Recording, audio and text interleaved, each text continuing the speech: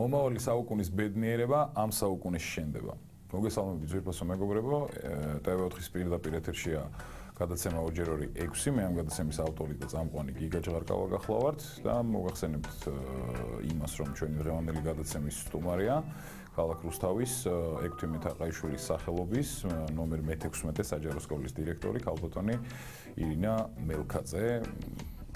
ქალბატონოთი განვაგრძობთ გადაცემას, თუმცა ახლა თუ რაღაც დისკომფორტი იქნება, თქვენ შეგიძლიათ მომმართოთ შენობით, არ არის პრობლემა. მე ვნახოთ მე როგორ განვაგრძობთ. მადლობა პირველ რიგში მობრძანებისთვის გადაცემაში, ჩვენს გადაცემაში სტუმრობისთვის, მით უმეტეს სფეროს წარმომადგენელი, რომელიც ცალსახად არის ყველაზე მნიშვნელოვანი სფერო ჩვენი ქვეყნის, ჩვენი ქალაქის, ჩვენი საზოგადოების განვითარების გზაზე. ეს ასეც იყო, აქამდეც ბუნებრივია და ყოველთვის იყო პრიორიტეტი, თუმცა მოკლედ ამ რაღაცებს ცოტა მერე მიუბრუნდები აუცილებლად ჩვენი გადაცემის მიმდინარეობისას. მანამდე ის მოგიკითხავთ, როგორ მიდის სწავლის პროცესი, ახლა არ დადეგები გაქვს სასკოლო, საგაზაფხულო არ დადეგები. თუმცა მთლიანობაში რაღაცა ასე ვთქვათ, მცირედით როგორ არის თქვენი საქმეები, სწავლა განათლება, ხომშვიდობა, მოკლედ მე-16 სკოლაში. პირველ რიგში მოგესალმებით, მადლობა მინდა გადაგიხადოთ დღევანდელი ჩემი მოწვევისთვის.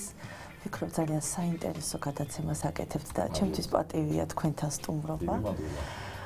წარმატებებს გისურვებთ. რაც შეეხება სწავლა-განათლებას, ის თუ რა ხდება დღეს ჩვენს სკოლაში, მოგახსენებთ, რომ ძალიან საინტერესო პროცესებს გავდივართ. ბუნებრივია ყველა იმ რეფორმასთან ერთად და შემოთავაზებებთან ერთად, რასაც სახელმწიფო აყენებს საჯარო სამსახურის და საჯარო სკოლის წინაშე. ამასთან ერთად მართალია ხო ჩვენ არდადეგები გვაქვს, მოსწავლეები ისვენებენ, თუმცა ძალიან ბევრი საინტერესო აქტივობა გვაქვს დაგეგმილი, რომელიც ამ არდადეგების პროცესშიც მიმდინარეობს ჩვენ სკოლაში.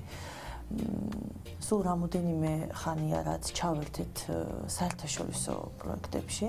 ესეთი დიდი საერთაშორისო საგანმანათლებლო ცენტრი არსებობს, IERN-ი, რომელიც საინტერესო და ძალიან საჭირო შემოთავაზებებს აკეთებს მოსწავლე ახალგაზრდობისთვის და ვფიქრობ, ყოჩაღი, გონიერი და ნიჭიერი მასწავლებელი ადვილად აიტაცებს ესეთ სიახლეს და თავის მოსწავლეების დიდ გუნდთან ერთად აქტიურად ჩაერთვება პროცესში, რაშიც ჩვენც გვაქვს შესაძლებლობა, რომ მივიღოთ მონაწილეობა. აგერ უკვე ორი პროექტი დავხურეთ ძალიან დიდი წარმატებით. ერთი პროექტი შეეხებოდა მეორადი ნივთებისგან ნაციონალური ტრადიციული რაღაცა ორნამენტებით დამზადებული სკამის შექმნას.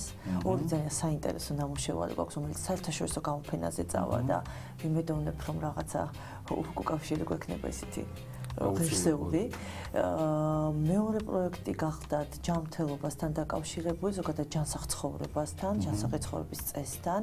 აქ აქტიურად ვიმუშავეთ კვების მიმართულებით, იმიტომ რომ მოგეხსენებათ დღევანდელ ფასტ-ფუდების საუკუნეში, როგორი რთულია ჯანმრთელი საკვების და ზოგადად ორგანული საკვების. სწორი კვებაც შეგეჭრებით, უკაცრავად ინტერაქციული რეჟიმი ჯობია. სწორი კვებაც მე როგორც მშობელი ამ შემთხვევაში ამ პოზიციიდან ვამბობ, ერთ-ერთი რაღაც ისეთი გამოწვევა, ასე ვთქვათ, ჩვენი შვილების თაობის რა. მე ვფიქრობ ჩვენიც. ჩვენიც ხო გეთანხმებული ადამიანები ვართ და ხშირად ვერ ვახერხებთ ჩვენი შვილებისთვის მე იმიტომ გავავიჩვეჭ ამას მაგალითად. მიქცევას და ამიტომ ვეცადე რომ რაღაცა კომპენსირება გაგვეკეთებინა და თვითონ მოსწავლეებმა ყველა ინგრედიენტის შემარგელობა, ქიმიური დანიშნულება, ბიოლოგიურად აქტიური ნივთიერებები, ასე შემდეგ და ძალიან ლამაზი მშობლებთან ერთად ძალიან გემრიელი და ლამაზი კულინარიული ნიმუშები წარმოადგენეს და ესეც ერთ-ერთი ასე ვთქვათ საერთაშორისო გაზლა კორეელი მასწავლებლის პროექტი იყო და დაახლოებით 120 სკოლა იყო ჩართული მსოფლიოს მასშტაბით და მათ შორის ჩვენც და გვიხარია რა თქმა უნდა რომ მათ კერძებსაც გავიზიარებთ და ჩვენი კერძიც გაიზიარეს. ძალიან კარგი და სხვა შორის მე ძალიან ხშირად ვამბობ ხოლმე ამას, ვაჟღერებ როგორც საჯაროდ, როგორც გადაცემის თუ ასე შემდეგ სხვადასხვა ტრიბუნის მეშვეობით, საჯარო ტრიბუნების მეშვეობით, ისე პირად საუბრებშიც, რომ გლობალიზაცია არ გულისხმობს იმ სტერეოტიპს, რომელიც თავისთავში რაღაცნაირად მავანმა ესე შემოიტანა ჩვენს ცნობიერებაში თითქოს და ეცადა ყოველ შემთხვევაში და დღემდე არის ნაწილი სამწუხაროდ საზოგადოების, რომელსაც გონია რომ ეს რაღაცის წართმევაა და რაღაცა ჩვენებად თვითმყოფადობის. ეს ყველაზე მეტად თავისთავში მოგეხსენებათ რომ გულისხმობს სწორედ იმას, რაზეც თქვენ ისაუბრეთ, რაღაცა კულტურათა გაცვლა ბუნებრივია და ეს ძალიან მნიშვნელოვანია ცხადია. ეკონომიკური თვალსაზრისითაც რომ უფრო მეც გავცვლით მე სხვა ქვეყნებთან, ეს ცალკე საკითხია, უფრო კარგი იქნება ბუნებრივია. კეთილი, თავბატონო ირინე, მე მინდა ბოლო პერიოდის, ჩემი გადმოსახედიდან ყოველ შემთხვევაში ბოლო პერიოდის ქვეყნის მასშტაბით ერთ-ერთ მნიშვნელოვან საკითხს შევეხო, რომელიც უკვე მე განათლება როგორც ქვეყნისთვის პრიორიტეტი ვახსენე და ეს წლების განმავლობაში ასე იყო ბუნებრივია, ეს საბჭოეთის პერიოდიდან მოყოლებული ასე იყო, თავისუფალი და დამოუკიდებელი საქართველოს ისტორიის განმავლობაშიც ბოლო წლებშიც ესე იყო, თუმცა ყოველთვის მეტი სურვილს ტოვებდა ხოლმე იმდენად რამდენადაც ეს იყო გაცხადებული, თუმცა სტრაფარეტულად ჟღერდა ხანდახან და ასე შემდეგ თქვენ ეს ძალიან კარგად იცით და უბრუნდები საკითხს ბოლო პერიოდის ყველაზე ისეთი ჩემთვის გასახარი და ძალიან სასიცოცხლო ჩვენი ქვეყნისთვის სასიცოცხლო მნიშვნელოვანი რამ მოხდა ამ გაცხადებასთან ერთად უკვე ასე ვთქვათ პრაგმატული ნაბიჯების გადადგმა პრაქტიკაში დაიწყება და გულისხმობ თავისთავად ცხადია ტელემაყურებისთვის კარგად გასაგები რომ იყოს ცოტა ვრცელ შესავალს ვაკეთებ გულისხმობ ბუნებრივია პრემიერის განცხადებას იმასთან დაკავშირებით ასე ვთქვათ განათლების სისტემის ბიუჯეტირების წილთან დაკავშირებით რომელიც როგორც ითქვა უნდა იყოს 1/4 მთლიანი ბიუჯეტის და მთლიანი შიდა პროდუქტის პროცენტულ მაჩვენებლებზე აღარ შევჩერდები თქვენი გადმოსახედიდან მე ბავშვური კითხვა იქნება რომ მკითხოთ დამოკიდებულება თქვენი ცხადია ხა ვერ წარმომიდგენი ადამიანი მით უმეტეს თქვენი სფეროს წარმომადგენელი და მით უმეტეს ამხელა კომპეტენციის თუ პასუხისმგებლობის მქონე როგორც თქვენ ხართ რომ რაღაცა ნეგატიურად შეხედოს თუმცა ყველა კარგ რეფორმას და ასე ვთქვათ ისეთ ინოვაციურ თუ შედეგზე ორიენტირებულ მიდგომასაც აქვს წვრილმანები, აქვს ქვედადინებები და ასე შემდეგ. და რაც ყველაზე მთავარი, რაშიც ჩემი აზრით მოვიკოჭლებთ ხოლმე ქართველები, ეს არის იმპლემენტაცია უკვე მე აღსრულების პროცესი. მოდით რაღაცნაირად თქვენეულად მოკლედ მიმოვიხილოთ ეს საკითხი, რამდენად მნიშვნელოვანია ერთი მაინც შესავალში და რას უნდა მიექცეს ყველაზე მეტი ყურადღება, ხა იყოს ბიუჯეტ, არსებობდეს ფინანსი და პირობითად თუ მქონდეს ფული და ვერ ყიდულობდე იმას, რაც გინდა, გადატანითი მნიშვნელობით ცოტა აბსურდულია. აი თქვენ როგორ უყურებთ ამ ყველაფერს რაღაცნაირად ნაბიჯ ამ გადასახედიდან როგორ უნდა დაალაგდეს ყველაფერი? კეთილი, მე ვიტყვი რომ დაახლოებით ბოლო 18 წელია ვარ საგანმანათლებლო სივრცეში. პრინციპში სხვაგან ნაკლებად თუ სადმე მიღვაწია და რაღაც გარკვეული გამოცდილება დაგროვდა და ამ გამოცდილებასთან ერთად მუდმივ რეფორმის პროცესში ვიმყოფებოდით. მოგეხსენებათ ეს საზოგადოებისთვის თვალნათელია და ცხადია. ამ ეტაპზე სამინისტრომ გადაწყვიტა ისეთი მნიშვნელოვანი რეფორმის განხორციელება, რომელიც არ იქნება პიროვნებებზე დამოკიდებული, არ იქნება დროებითი, რამდენიმე წლიანი, არამედ იქნება მასშტაბური, საკმაოდ ხანგრძლივი და შორ მიზნებზე, გრძელვადიან მიზნებზე გათვლილი. ბუნებრივია ამას მხარს უჭერს პრემიერ-მინისტრის ეს განაცხადი და ცალსახად მნიშვნელოვანია, რადგან ფინანსის გარეშე ძალიან რთული იქნება ამ პროცესის განხორციელება. ჩვენ დავინახეთ წინა რეფორმების დროს ბევრი ფინანსიც რაღაც ეტაპზე დავინახეთ რაღაც ეტაპზე საკმაოდ აქტიურად ჩართული მასწავლებელთა კორპუსი ამ გადამზადებაში, თუმცა როგორც თქვენ ბრძანეთ, აი ეს დანერგვის პროცესი, რომელიც ყველაზე ჭირს, რადგან მას სჭირდება თანმიმდევრული მიყოლა, მუდმივი მონიტორინგი და მუდმივი შეფასება და კვლავ გადახალისება, აი აქ ცოტათი გვესაჭიროება ხოლმე დახმარება.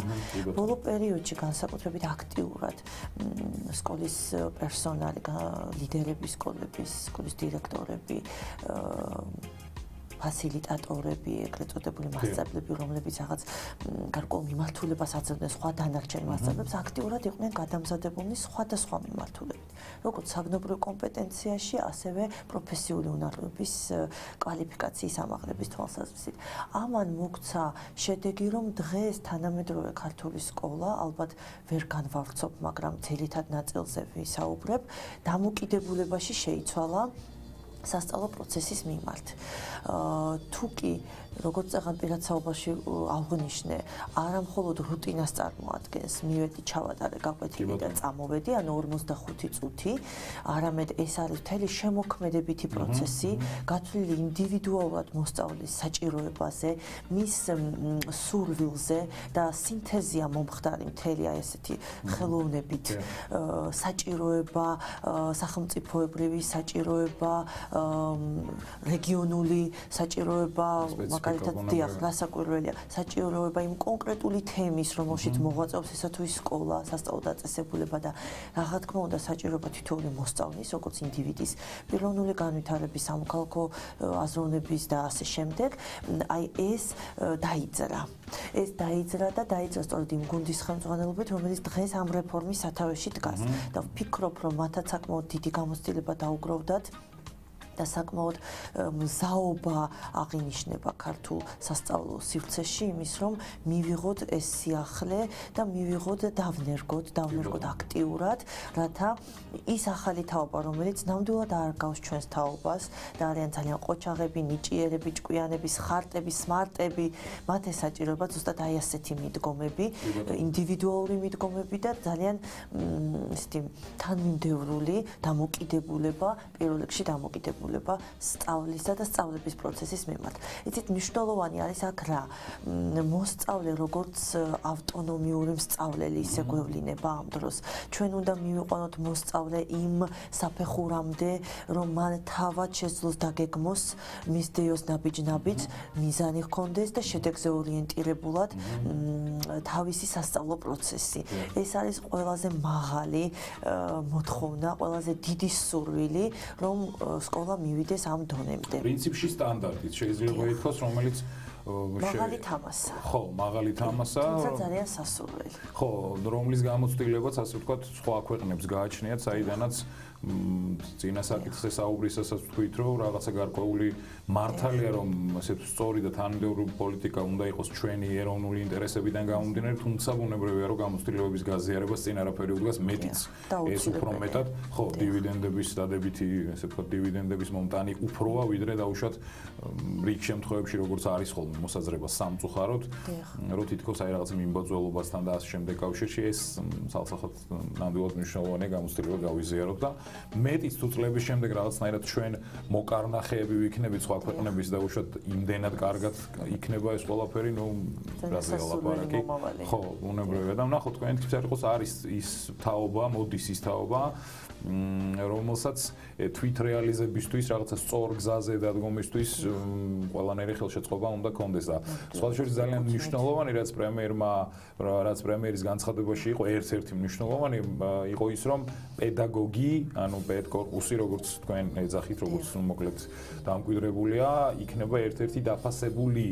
თუმცა ბუნებრივია რომ ხო, ეს არ უნდა იყოს აღქმული. ჩემი გადმოსახედიდან ყოველ შემთხვევაში ეს არ უნდა იქნეს აღქმული როგორც მხოლოდ რაღაცა მატერიალური თვალსაზრისით დაფასებული. ეს ძალიან მნიშვნელოვანია ბუნებრივია, მაგრამ ზოგადად ვამბობ, ეს არ უნდა იყოს რაღაცნაირად გაცვეთილი მომენტი, როგორც დაუშვათ ჩემი ბავშვობის ჩვენი რაღაცა ყრამობიდან მოყოლებული იყო. კი, ყოველთვის პატივსაცემი სეგმენტი იყო და ფიგურა იყო მასწავლებელი ნამდვილად. თუმცა მას სხვა დაფასება ჭირდება ბუნებრივია, იმიტომ რომ мотивация თუნდაც მომავალ თაობას საიმისოდ რომ ის კარგი პედაგოგი იყოს მომავალში, ამისთვის ნამდვილად мотиваტორად ნამდვილად გამოდგება დაფასებული პედაგოგი რაღაცა სამაგალითო.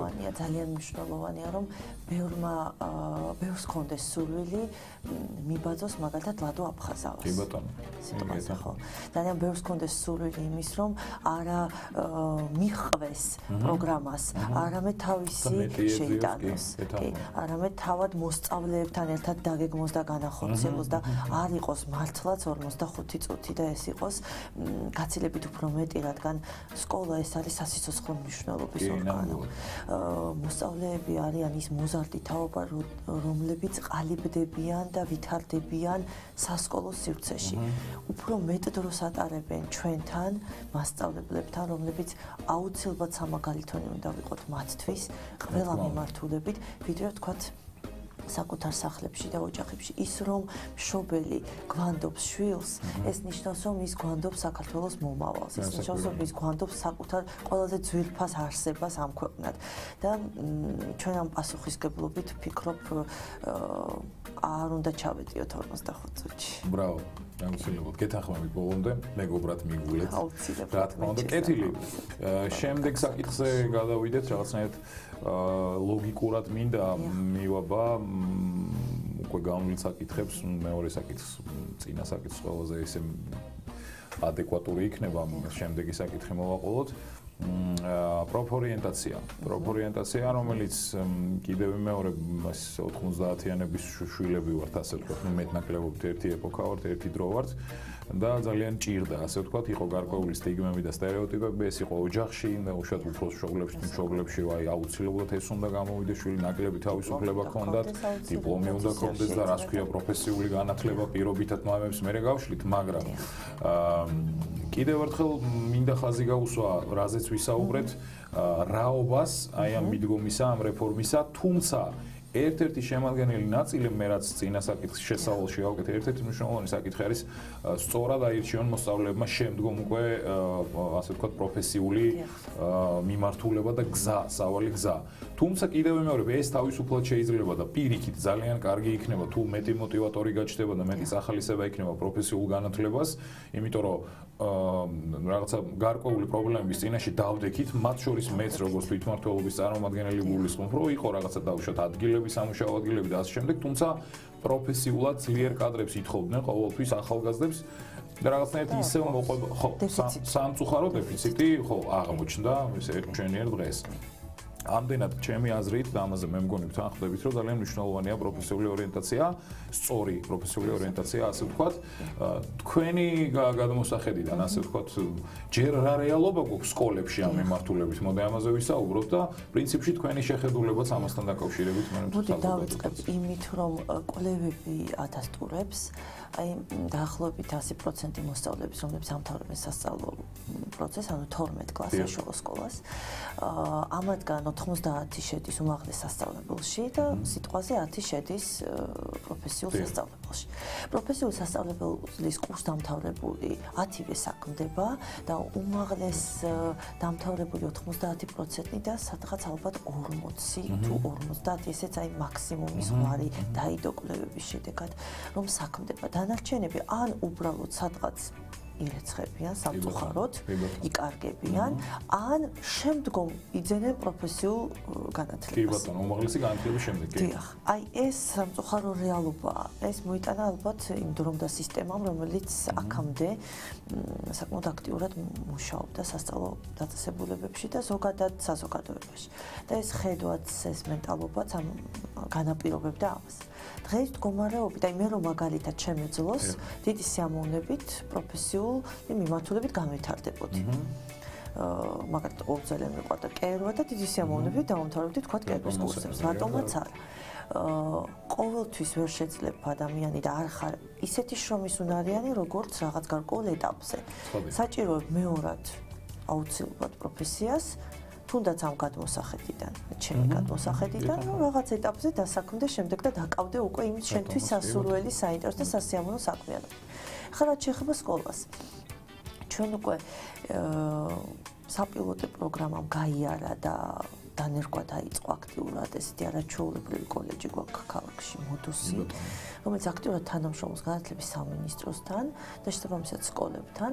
ჩემი სკოლის მაგალითზე შემიძლია ვთქვა და კმაყოფილება რასაკვირველია, ყველა სკოლას აქვს ერთხმად არის ამაზე საუბარი და ცალსახა. გავიარეთ 2 პროფესიული გადამზადების კურსი, 3 თვიანი კურსები იყო, ეს არის კერვა და არის ღებვა. ჩემ შემთხვევაში არის სხვა პროფესიებიც, ბუნებრივია, რომელსაც თავად სკოლები ირჩევენ. მინდა ვთქვა, რომ აქტიურად იყვნენ ბავშვები ჩართულნი სქესის განურჩევლად, ერთსა თუ მეორე მიმართულებით და კარგი, ძალიან დიდი რეზონანსი ჰქონდა ამას, თავად პროექტს და თავად შედეგებს მოსწავლეებში. ეს იყო არასაგაკვეთილო დროს ბუნებრივია და აქ ის მოტივატორი, რომ მე ვთქვა, გავაცნია გაკვეთილი და ამიტომ გავედი სადღაც ეს გამოვრიცხოთ, იყო აბსოლუტურად თავისუფალ დროს და ბავშვები მოდიოდნენ ძალიან აქტიურად.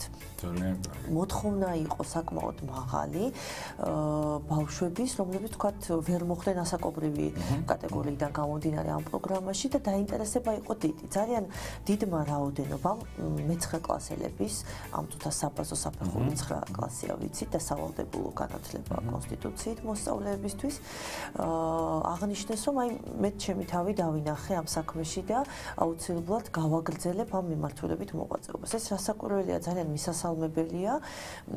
მადლობა პროფესიულ კოლეჯს ბუნებრივი ამისთვის და მადლობა ყველა იმ მასწავლებელს, რომელიც ჩემ შემთხვევაში იყო დაკავებული ამ პოზიციაზე და ისე წარმოაჩინეს და ისე მიაწოდეს მოსწავლეებს, რომ საკმაოდ დიდი დაინტერესება და გამოხმაურება ჰპოვეს და აგერ მეორე წელზეც უკვე შევიტანეთ განაცხადი და ვარაუდობთ, რომ უკვე ძალიან მალე ახლო მომავალში კვლავ იმ მოსწავლეებს, რომლებსაც გულისწყდებოდათ, რომ ვერ ჩაერთვნენ პროცესში, ჩაერთვებიან ამ პროცესში და საკმაოდ კარგი ესეთი ხარისხიანი და მაღალი დონის ხელსაწყო დანადგარები თუ აპარატურა რჩება სკოლას, რომელიც სამომავლოდ სურვილის მიხედვით ალბათ მე ეს განისაზღვრება კიდეც სასკოლო სასწავლო გეგმით ან ეროვნული სასწავლო გეგმა მოგცეს ამის შესაძლებლობას, რომ დავამატოთ როგორც საათი და ბავშვებმა პატარაობიდანვე ეზიარონ მოკლედ აი ამ შესაძლებლობას და შემდეგ უკვე რა თქმა უნდა ფორმირდებიან პროფესიონალებს. სხვათა შორის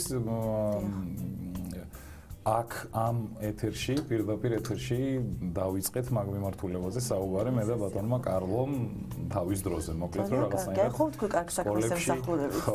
მადლობთ კიდევ ერთხელ. კეთილი მადლობა პასუხისთვისაც. შემდეგ საკითხზე გადავიდეთ. რაღაცნაირად მინდა რომ ის ჯაჭვი ჩვენი დღევანდელი გადაცემის ცხადია რომ განათლება უმთავრესი იქნება, თუმცა რაღაცა სხვადასხვა შეხედულებებით და არა ასე ვთქვათ რაღაც სათვალთვალოში ერთ მხრივ დანახულზე არ მაქვს საუბარი და ჩვენ არაფორმალური განათლება ვახსენეთ თქვენ ახსენეთ რამოდენიმე წუთის წინ ჩემი გადმოსახედიდან ამ საუკუნის ასე ვთქვათ ერთ-ერთი მნიშვნელოვანი რამ ძალიან მნიშვნელოვანი ხო სხვადასხვა მიმართულებით და უპირველეს ყოვლისა რაღაცნაირად ცხადია საგანმანათლებლო, თუმცა ადამიანის სწორად ფორმირებისა და ჩამოყალიბების გზაზე ერთ-ერთი მნიშვნელოვანი რამ იმდენად რამდენადაც თუნდაც მენტალური თვალსაზრისით ქართველები ხო ჩვენ ახლა სპეციფიური მენტალიტეტი გვაქვს რაღაცნაირად ეს ინსტიტუციურ და ჩარჩოში მოქცეულ რაღაცებს ნაკლებ ყურადღებას უთმობთ ხოლმე ან არ გვიყვარს ამ პროტესტი გვიჩდება და მეტად ასე ვთქვათ აი გართობა თამაში მიღებული განათლება ხო და ეს ფორმა უფრო მეტად მოგწონს მით უმეტეს იმ თაობას რომელ თაობაზეც ვისაუბრეთ და კიდევ ვისაუბრებთ მონევრია ხო რაღაცა ინდიგო თაობას კიდევ უფრო მეტად მოწონს ეს რაღაცეები ისიც რომ დაუშვათ მსოფლიოს სხვადასხვა ქვეყნიდან როდესაც ამ მიმართულების დანერგვა საქართველოში დაიწყო მაშინ რაღაცა ეს უცხოური ხილიც მოგწონს ხოლმე მოკლედ საბოლოო ჯამში იქამდე მივედით რომ მე ჩემი თუნდაც წინა პერიოდის საქმიანობის ანუ წინა სამსახურის პერიოდში და ახალგაზრდებთან ახლა მოგეხსენებათ ჩემი მჭიდრო კომუნიკაციის და საქმიანობის შესახებ ყოველთვის კვლევებით ისე უბრალოდ გამოკითხვებით და ამ შემდეგ ყოველთვის ლაპარაკი იყო ახალგაზრდები არაფორმალურ განათლებას ამ ხელასახელს არ ეძახიან და ტრენინგებს ეძახიან როგორც წესი ხო მაგრამ ნუ როგორც არის მოკლედ მნიშვნელოვანი როა ძალიან კარგად ვიცით თუმცა თქვენი გადმოსახედიდან და თქვენი შეხედულებით ესე რაღაცა ფორმირება რომ მოვახდინოთ როგორც გენებოთ პასუხი ისეთი მაგრამ ჩემი კითხვის ფორმირებას ვახდენ რამდენად მნიშვნელოვანია ვიცით თქვენი აზრით ჩვენ რა შეგვიძლია გაქვს სკოლა რა საკეთებ და რა გეგმები გაქვთ ერთი საკითხი მაგრამ ამ შემთხვევაში მე როგორც თვითმმართველობის წარმომადგენელი გეკითხებით დაუშვათ და მივიღებ ნამდვილად ჩვენ როგორ შეგვიძლია უფრო მეტად აქტიურები ვიყოთ და ხელი შევუწყოთ დაუშვათ რუსთაველი ახალგაზრდების არაფორმალურ განათლების მიღებას თვითმმართველობა ეს ბიუჯეტირების თვალსაზრისით იქნება თუ სხვადასხვა წახალისებების და მოტივატორების თვალსაზრისით აი როგორ ხედავთ ამ ყველაფერს მოკლედ არაფორმალური განათლება ეს არის ძალიან მნიშვნელოვანი საკითხი ჩემთვის როგორც პროფესიული განვითარების მიმართულებით რადგან თავად მონაწილეც ვარ აქტიური ტრენერიც მსმენელიც რიგ შემთხვევებში და თან სამოქალაქო განათლების მასწავლებელიც ვარ ეს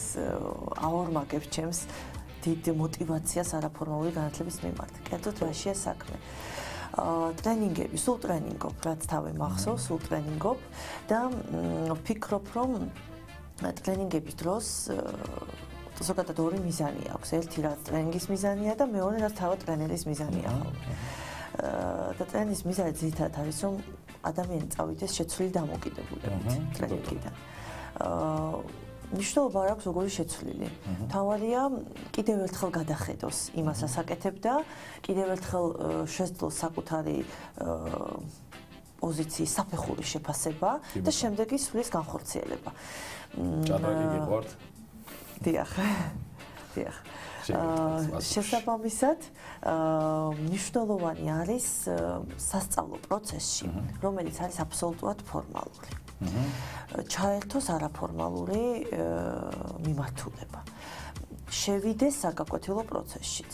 მაგალითად, მარტივი ენერგიაიზერით რომ დავიწყოთ, თუნდაც განწყობის შესაქმნელად.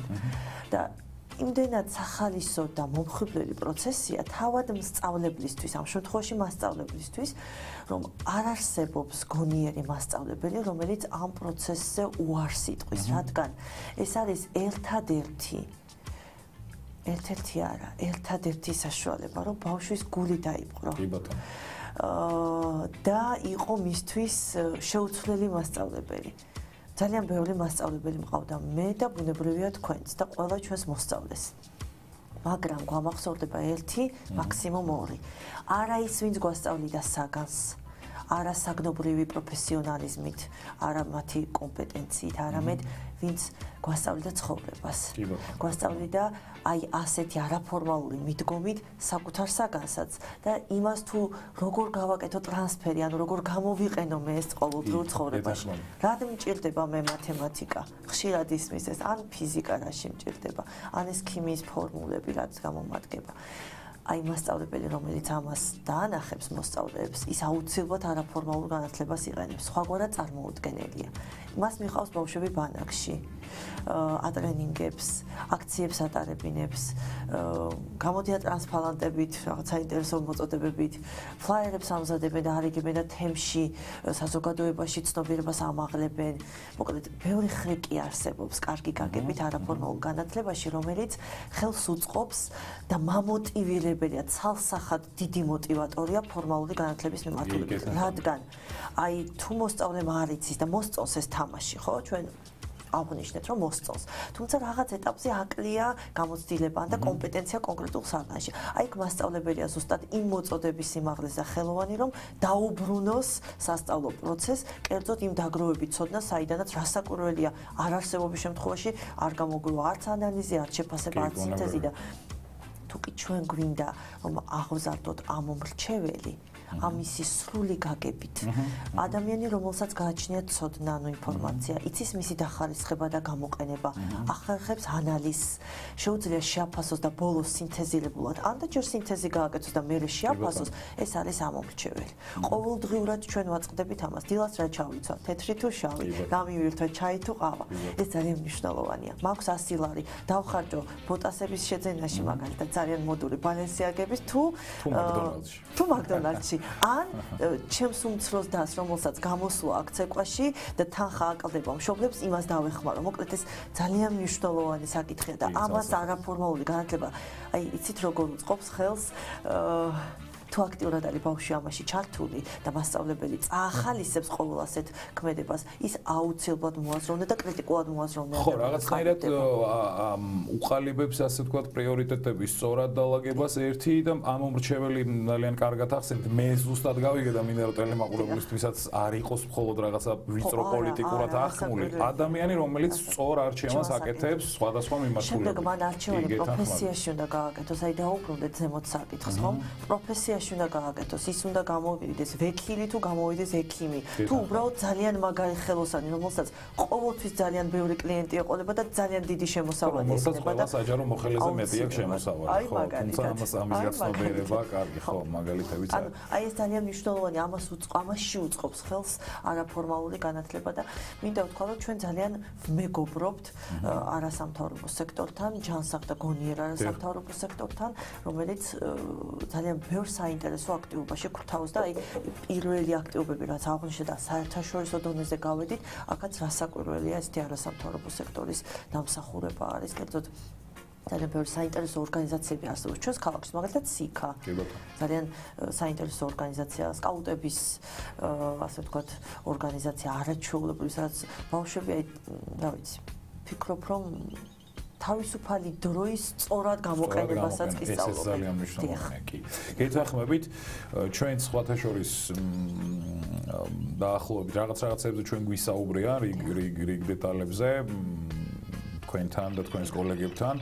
თვითმმართველობას გულისხმობ ბუნებრივია და კიდევ უფრო ისეთი შორს მომავალ შედეგებზე ორიენტირებული პოლიტიკას ვაყალიბებთ, ასე ვთქვათ და მე შეგნებულად თავ შევიკავებ დაწვრილებით და ანონსებისგან, თუმცა ამას ბუნებრივია შეიტყობ და ჩვენც რაღაცნაირად ყველანაირად ვცდილობთ, რომ ჩვენი დაგვეხმაროთ, ხო, აი კითხვაც იყო ეს. პრინციპში ხო დავასწარი და პასუხი მე გამომდის, რომ ანუ კიდევ ვიმეორებ, გარდა ბიუჯეტირებისა და დაფინანსების და ასე შემდეგ, თუნდაც პრაქტიკული გამოცდილება რაღაცნაირად აი ამ ბავშვებს გადავცეთ, ეს ძალიან მნიშვნელოვანია. თუნდაც ის რომ თქვათ ადგილობრივი თვითმმართველობის კარი ღიაა და ნებისმიერ მოსწავლეს შეუძლია მოვიდეს რაღაც გარკვეულ ჯგუფთან ერთად მასწავლებლების ორგანიზებით და დაესწროს აი ამ კანონშემოქმედების პროცესს. ეს ძალიან მნიშვნელოვანია. კი და სხვათა შორის ძალიან მახარებს ხოლმე ის რომ სხვადასხვა სკოლის მოსწავლეები მოკლედ ჩვენს საკრებულოს და არამხოლოდ საკრებულოს ხდომებს, ასე ვთქვათ, კომისიის ხდომებს თუ სამუშაო ჯგუფების შეხვედრებს ესწრებიან ხოლმე და რამდენჯერმე ეს რიტორიკულად კითხვა ჩემი კოლეგებისგან გაჩნდა თუ არა ბავშვებმა იციან, ანუ ეს სამოქალაქო მიმართულებით, რასაც სკოლაში სწავლობენ იმ ელემენტარულს, ასე ვთქვათ, საწყის, ძალიან კარგია რომ ეს იცოდნენ, იმიტომ რომ კომპეტენციათა ზღვარი ეს ერთი რომ მათთვის ძალიან მნიშვნელოვანია და მე ჩვენთვის, ასე ვთქვათ, ამ სფეროში მოღვაწე ადამიანებისთვის ძალიან მნიშვნელოვანია, იმიტომ რომ ადამიანი, ასე ვთქვათ, მოქალაქე, რომლისთვისაც შენ ზრუნავ და რომლისთვისაც არის შენი საქმიანობა, პირდაპირ პროპორციულად გამიზნული, ელემენტარული მაინც იცოდნენ იმდენად რამდენადაც, ხო, კომპეტენტურად და ადეკვატურად მოგთხოვოს შენ დაუშვათ ამ შემთხვევაში თვითმმართველობას, სკოლას, ამ შემთხვევაში მენეჯმენტს, დირექტორს, ხო? ის რაც მისი კომპეტენციების ზღვარია და ასე ვთქვათ ჩარჩო. იმიტომ რომ მოსწავლეები მონაწილეობას იღებენ სასკოლო თვითმმართველობებში. ეს არის სამეურვეო საბჭო, ეს არის დისციპლინური კომიტეტი, ახლად შექმნილი მრჩეველთა საბჭო და ეს ძალიან მნიშვნელოვანია მათთვის, რომ მყარად იყვნენ საკუთარ პოზიციაში და არგუმენტირებულად შეძლონ საკუთარი მსჯელობის განხორციელება და ასე შემდეგ. კიდევ უფრო გავააქტიურებთ მერწმუნით, ბუნებრივია ჩვენ საერთო, ასე ვთქვათ, საერთო ინტერესია და ზოგადი განათლების ეროვნული მიზნები გვეუბნება, რომ ეს არის ყველაზე მაღალი დოკუმენტი ჩვენთვის, რომ უნდა აღზარდოთ ზოგად საკაცობრიო ღირებულების მქონე აქტიური მოქალაქე. ქვემოთ არის მე როგორც ტოლერანტი, ემპათიური და ასე შემდეგ, მაგრამ აი ეს ერთი ფრაზა ვფიქრობ, რომ საკმაოდ ესეთია, სიღრმისეულიც არის, აქტუალურიც არის და მნიშვნელოვანიც არის ჩვენთვის. ყველაფერს ამბობს თავის თავში. კეთილით. ქალბატონო, მე ეს ისეთი ამოუწურავი სფეროა ზოგადად განათლება და ძალიან მიჭირს ჩვენს საეთერო დროში ჩავეტიო, თუმცა პირობას გაძლევთ, რომ როგორც კი საინტერესო ნიშანწყალი კიდევ ექნება ამ დინებას, ასე ვთქვათ, მერე და მერე ბუნებრივია თქვენს კოლეგებსაც სხვა მოგიწევთ, ისედაც სხვა ფორმატშიც გვექნება ჩვენ საერთო საქმიანობა გასაწევი ბუნებრივია ისევ ჩვენი მომავალი თაობისთვის. და რაღაცნაირად ბევრი რამ მომდის თავში, მაგრამ ხო, ვერ ჩავეტევი დროში, ასე ვთქვა და მოდით რაც შეეხება მე მინდოდა დავუშვათ იგივე ინფრასტრუქტურასთან დაკავშირებით მეკითხა და ასე შემდეგ, ეს ძალიან მნიშვნელოვანია, ბუნებრივია, რომ რაღაცა ევროპულ სტანდარტებს ფეხი აუწყოთ, თუ კი სხვა თვალსაზრისით უნდა აუწყოთ, ინფრასტრუქტურულად აუწყოთ და ასე შემდეგ. აღარ ჩამოთვლი იმას, რისი მე კითხვაც მინდოდა შეგნებულად და იმდენად რამდენადაც დიდი დრო არ დარჩა გადაცემის დასრულებამდე, მე მინდა ხა რაღაცნაირად ქალაქზე, რუსთავზე, ესე ზოგადად რუსთავზე ვისაუბროთ, თუმცა რაღაც ზოგადად ისეთი კონკრეტული კითხვა ჩვენი ტრადიციულ კითხვებზე გადავედი, ასე ვთქვათ, ჩვენი გადაცემის და ერთ-ერთი მათგანი შემდეგში მდგომარეობს ჩვენთვის ყველასთვის ძალიან მნიშვნელოვანი რაც არის, ბუნებრივია, ეს არის ხვალინდელი დღე, გულისხმება როგორც საზოგადოება, რომ ახალგაზრდები უპირველეს ყოვლისა ბუნებრივია მთლიანობაში ქალაქი თავისი ხასიათით, თავისი ასე ვთქვათ პოტენციალით, მოდი ესე ვთქვათ, რაღაცნაირად ჩვენეული ამ ეტაპზე კი არა და პირველ რიგში თქვენი როგორც მოქალაქის ხედვა, მე როგორც მოხელის საჯარო და ასე შემდეგ და ასე შემდეგ, როგორად წარმოგიდგენიათ თქვენ ხვალინდელი რუსთავი, რა ნიშა უნდა კონდეს, რა ნიშა შეიძლება კონდეს რუსთავს თქვენი გადმოსახედიდან. გათვალისწინებით იმისა, რაც გააჩნია პოტენციალი მართალი გათვალისწინების იმისა, რა რეალობა გვაქვს და დაუშვათ რა არჩეული სამოქალაქო პოლიტიკა გაგვაჩნია რუსთაველებს, ასე ვთქვათ. ძალიან ბევრი მსმენია თვალსაზრისით საზოგადოებიდანაც, მოქალაქეებისგანაც, ზოგადად პირად თუ კერძო თუ საჯარო განხილვებში და რატომღაც ძალიან ხშირად ოპონირებენ, რომ აუცილებლად სტუდენტური ქალაქი უნდა იყოს რუსთავიო. ნუ რასაკვირველია ეს ცალსახად გამოაცოცხლებს და დაატრიალებს, ასე ვთქვათ, სტუდენტ ახალგაზრდობას ქალაქში.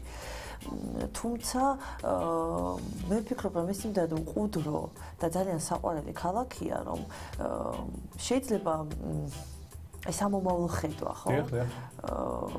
ეს არის ძალიან ჰარმონიულად, შვიდად, დადებითი განწყობით მაცხოვრებელი ადამიანების თავშესაფარიც კი იყოს. თავშესაფარი კარგი გაგებით ბუნებრივია. იქ სადაც მე თავს გზობ შვიდად არ მადარდებს, არ მაღელვებს ძალიან დიდი ტრანსპორტის მოძრაობა. რაღაცა ჩქარი ტემპი არ მაქვს. განწყობა მაქვს ძალიან პოზიტიური. გვაქვს ამის შესაძლებლობა. ბევრი რეკრეაციული ზონა. კომფორტი აქაც არსებობს. აი ძალიან ბევრი რაღაცეები იქმნება და ახლა აანონსებს ხოლმე. მოკლედ ჩვენი მერიაც ძალიან აქტიურად ვადევნებთ თვალყურს და ძალიან მომწონს, რომ ბევრი რეკრეაციული ზონა იქნება, სკვერები, პარკები. ეს იძლევა იმის შესაძლებლობას, რომ ადამიანები განიტვირთონ რაღაცა დასასვენებელი კუთხეები, რაღაც ბრეიქები მოიწყონ და ასე შემდეგ. თუმცა რასაკვირველია, უფრო აქტიურად რომ ვიყოთ, ალბათ სასურველი იქნება, რომ იყოს რაღაცა უნივერსიტეტო მიმართულებაც ამ ქალაქში. ხო, გეთანხმები და ჩემი ერთ-ერთი მოსაზრება, ასე ვთქვათ, ამ თემასთან დაკავშირებულიც არის კი კულტურაც ძალიან მნიშვნელოვანი. ეკონომიკურადაც ძალიან ისე გამოაცოცხლებს ქალაქს ბუნებრივია, იმიტომ რომ ფული დაიწყებს, ას ფინანსები დაიწყებს ტრიალს ქალაქში და აღარ გავა. აი ცით მე მსმენია, რომ ნუ აი აქ რა უნდა გააკეთო, აზრი არ აქვს არაფერს, თუნდაც მცირე მეწარმეობაზე რომ. ხო, ეს ნიჰილისტური დამოკიდებულება გვყავს. ასე შემდეგ და ასე შემდეგ. თუმცა მე მაინც ვფიქრობ, რომ არავინ არ მოვა და არ დადებს აგურს. ჩვენ რუსთაველებმა თვითონ თითოეული აგური უნდა დავდოთ და ჩვენი საქმიანობიდან გამომდინარე უნდა შევძლოთ ჩვენი ქალაქის უკეთესი მომავლის შენება. კეთილი. მადლობა. შემდეგი ტრადიციული კითხვა, ასე ვთქვათ, შეიძლება ითქვას ბოლო საკითხი ჩვენი გადაცემის. ქართული ხალხური ანდაზები ძალიან საინტერესო სფერო, ასე ვთქვათ, ჩემთვის, აი, ბავშვობიდან მოყოლებული სულ ანონსებ ხოლმე ამას რატომ ტელემაყურებლისთვის დაუშვათ პირველად შეიძლება უყურებდეს ჩვენს გადაცემას, ყოველთვის ვამბობ ხოლმე ამას, მოკლედ რაღაცა სიბრძნე, რაღაცა მორალი, მისი ქართული ხალხური ანდაზების და ესე გადავწყვიტე, რომ ყველა გადაცემაში მოკლედ დღემდე ასეა, წლების განმავლობაში ყველა სტუმართან თითო ანდაზა მის განსახილველად მოგვაქვს ხოლმე და დღევანდელი გადაცემისთვის ესეთი ანდაზა შავი ცხვარი ბანვით მოკლეს თეთრი დაუბანლობითო აი ესეთი ხალხური ანდაზა გნებავთ ვიხუმროთ გნებავთ რაღაც მოკლედ აი რა მორალი შეიძლება წამოვიდეს ისევე ანდაზით არა შეჯდა მწყერი ხესო ეს ვარიანტიც არის ხო თითქოს ეხლა მეგიპასუხოთ მაგაზე მოკლედ მე მაგალითად მერჩენია ისევ ბანვით მომკლან იმიტომ გამოვიწრთობი ვიდრე ვთქვა თეთრი ამპლუაში ვიყო და ალბათ მორალიც ეს იქნება რა არჩევანი გინდა იყავი თეთრი ცხვარი და გინდა იყავი შავი ცხვარი გააჩნია როგორ შეხედავ ამას თუ პოზიტიურად შეხედავ იწრთობი კი გატყავდები ალბათ ერთ დღეს მაგრამ ეს იქნება ღირსეული გატყავება მაგრამ გესოდინება შენი ბოლო ან სულთა გატყავდები ან არა ხო აი თეთრი შემთხვევაში უკვე ცოტა ისე არა ეს ცოტა ისეთი დამოკიდებულება ფიქრობ მისგანაც და მის დამის ხო ვარ რაც ვარ და მორჩა ხო კი ბატონო აი რა კარგია პოზიტიურად ანდაზებს აქ ეს ხასიათი პოზიტიურად ვამთავრებ გადაცემას თუმცა ყველაზე მთავარი კითხვა ასე ვთქვათ შეკითხვა ურთულესი ჩვენი გადაცემის ბოლოს პასუხი გაგცეთ ორჯერ ორი რამდენია ხან ხუთი ხუთი მკიცდება როგორი მოკლე ესეთი პასუხი იყო ხაზგასმული კეთილი უღრმესი მადლობა კიდევ ერთხელ მობრძანებისთვის საინტერესო საუბრისთვის თქვენი მიდგომისთვის იმ სფეროში სადაც მოღვაწეობთ წარმატების გისურვებთ ბუნებრივია პირად ცხოვრებაში საქმიანობაში და მე ზუსტად ვიცი რომ ჩვენი საქმიანი კომპეტენციების ფარგლებში ჩვენი სამოქალაქო თვალსაზრისით პირველ რიგში ჩვენ სამოქმედო არეალში და მე უკვე ერთიანად ბუნებრივია შევძლებთ იმას, რომ ხვალინდელი დღევანდელზე უკეთესი იყოს. ჩემი დევიზია თუ ვერ მოვამატებ, არ მოვაკლო. ხელი არ შეუშალო ერთ-ერთი დახმარება. კეთილი, მადლობა. უღრმესი მადლობა ჩვენს ტელემაყურებელს იმისთვის, რომ გვიყურეთ. მე ზუსტად ვიცი, რომ მოიწონებთ TV4-ის გვერდს Facebook-ზე, ასე ვთქვათ, Facebook-ზე, ქართულად არ ვიცი როგორ არის, ხამხუმრობ ხოლმე, მაგრამ იყოს Facebook-ი. და ვისაც ეს არ გაგიკეთებია, ჯერ YouTube-ის გვერდს TV4-ის და სადაც უფრო სწორად შეგიძლიათ უყუროთ ჩვენს გადაცემას, როგორც ცოცხალ live რეჟიმში, ისე მის ჩანაწერს. და გეტყვით იმას, რომ იგივე დროს მომავალ ორშაბათს ისევ აქ შევხვდებით. ნახვამდის.